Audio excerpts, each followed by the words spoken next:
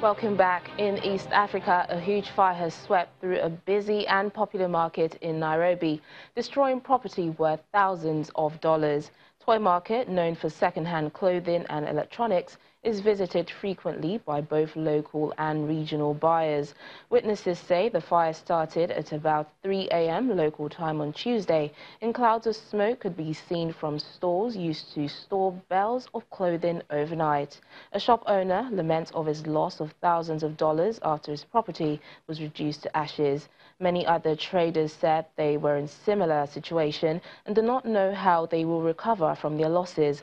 Local newspaper Daily Nation reports that the Nairobi County Administration sent 2 fire engines to the area, and by 9 a.m. local time, they were still trying to douse the flames.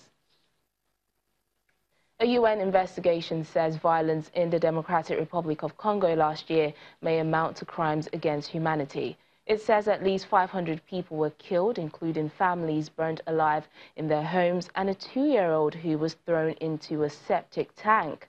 Ethnic violence broke out when one community wanted to bury one of their traditional chiefs on another community's land. The investigation adds that violence could flare up again at any time.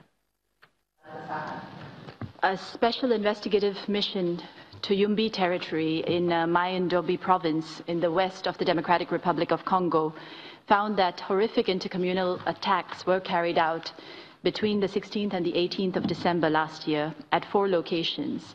And these were planned and executed with the support of customary chiefs and may amount to crimes against humanity. Well, now that we've been able to go to the field and conduct an investigation, we've been able to verify fully that at least 535 men, women, and children were killed, and 111 others were injured in Yumbi town, Bongende village, and Nkolo 2 village. These figures are most likely an underestimate. The number of casualties is believed to be much higher, as the bodies of some who died are believed to have been thrown into the Congo River. It's also not possible to confirm the number of people who are still missing, as an estimated 19,000 people were displaced by the violence, 16,000 of whom crossed over into the Republic of Congo. The violence was facilitated by the absence of state action to prevent the attacks. Provincial authorities appear to have failed in their responsibility to protect the population. In spite of clear signs of rising tensions and an increased risk of violence, no steps were taken to reinforce security ahead of the attacks. Thousands of workers at Tunisia's state-owned phosphate company say they are paid for work they are not doing as a troubled economy and a decline in production disrupt productivity. To reduce unemployment, Tunisia's state phosphate firm, CPG, has hired thousands of people since 2011, but the company has since lost its spot as the country's top exporter. And now many of the workers on its payroll do not have enough work to do. Gafsa Phosphate Company has taken on 21,000 people since Tunisia's autocratic president Zine Ben Ali was toppled in 2011. Since then, the economy has been in crisis and CPG has lost its spot as the country's top exporter. Unemployment, inflation and deficits have shot up and the value of the dinar currency plummeted. Loans from the International Monetary Fund have kept the government afloat. CPG's hiring spree brought its total workforce to about 30,000 and aimed to reduce the number of unemployed to stop protests destabilizing the transition to democracy. We are those that people refer to as unemployed, yet we are getting a wage. We do not want that. We want to work and to produce. We deserve to live. Our country is full of mine treasures. Anyone who is educated knows this. So put us to work. Put to work those who are unemployed. Thousands are still jobless, however, and some block roads to CPG daily to demand work. Others on the payroll want pay rises and frequently go on strike. Until 2011, Tunisia was one of the world's top 5 producers, but now stands in 11th place, far behind the leaders China, the United States, Morocco, Russia and Jordan.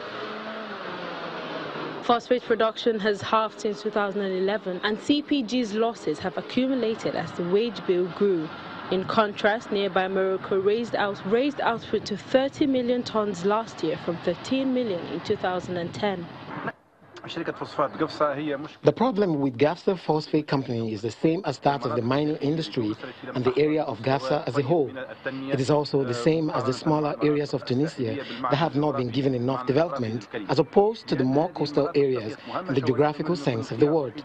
These places nonetheless remained neglected and people had no option but to work in the phosphate company. The company's employee number jumped to 27,000, which is more than the company can handle. Phosphate accounted for about 10% of Tunisia's exports before 2011, when olive oil replaced it as the top export. In 2018, phosphate had shrunk to about 4%. After having to fight gender stereotypes and poverty to get her own education, a Malawian woman is fighting to keep young girls in the country in school. Chrissy Chipewa has dedicated her life to helping other girls stay in school and raising a new generation of women educators to follow in her footsteps.